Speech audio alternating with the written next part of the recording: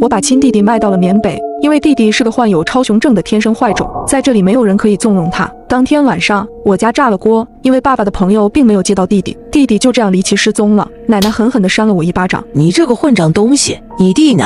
我眼冒金星，脸上被打的地方很快红肿起来，可我就是咬紧牙关说我不知道。就在这个时候，我的手机突然响了，我接到了弟弟的电话。你个骗子，你骗我！你竟敢这样对我！电话里传来了弟弟撕心裂肺的喊声，可下一秒又发出凄厉的惨叫。快走！我听到了滋滋的电流声，电话戛然而止。很快我就收到了弟弟手机发来的短信，短信里是一条视频，弟弟灰头土脸，被人驱赶着往前走，可他哪受得了这种委屈？他阴狠地盯着旁边的男人，突然弟弟猛地窜起，一口咬在一个男人的脖子上，他用了狠劲，男人措手不及地被扑倒在地上。顷刻间，他从男人的脖子上咬下一块皮肉，弟弟咧嘴笑了，可还没等他笑太久，电击棒就打在了他的身上，他倒在地上被电得惨叫连连，不断抽搐了起来。短信里还有一句话，想要赎回他，交赎金500万。妈妈听到弟弟的惨叫声，连忙抢过我的手机。当她看完视频里的内容，双眼一翻，差点晕过去。奶奶踉跄了一下，屁股一下子就坐在地上，整个人瘫软无比。你弟怎么会被拐走了？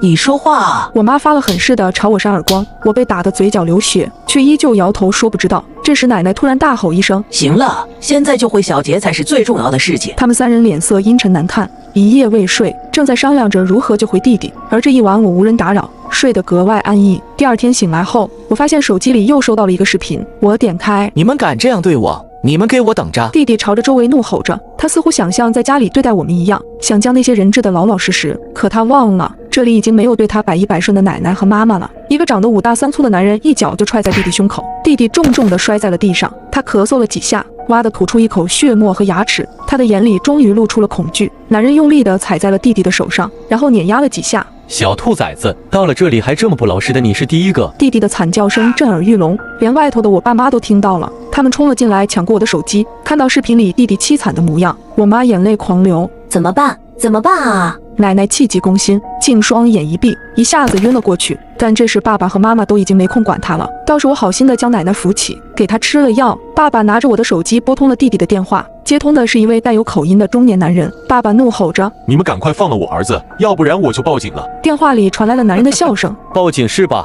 那你报一个试试。”接着电话挂断，不一会手机里又收到一个视频，一个男人拿着一根棒球棍，狠狠地打在了弟弟的腿上，接着便是弟弟歇斯底里的惨叫。男人的声音突然响起：“怎么样，还想报警吗？想要赎回他，赶紧打钱。”妈妈看后崩溃地对我爸说：“小杰的腿断了。”说完，我妈突然抄起一根木棍，对着我边打边骂：“废物，都怪你！要不是你没看住他，你弟弟怎么会被拐跑？”他将所有的怨气都撒在了我身上，好在最后我爸阻止了他。眼下这种情况，他们要赶紧筹钱，可是我爸借遍了所有的亲戚，根本没人愿意帮忙救我弟，甚至有的朋友还嘲讽这是罪有应得。无奈之下，他们竟然打起了我的主意。这天晚上，我本想找爸妈要回我的手机，可不料却听见我妈正在打电话：“大哥，我们就这么多钱了，要不然我把我女儿卖给你，用她交换小杰怎么样？求求你了。”对方也不傻，这样也可以，但必须要等你女儿到了缅北，我才能放人。要是敢耍什么花样，你就再也见不到你的儿子了。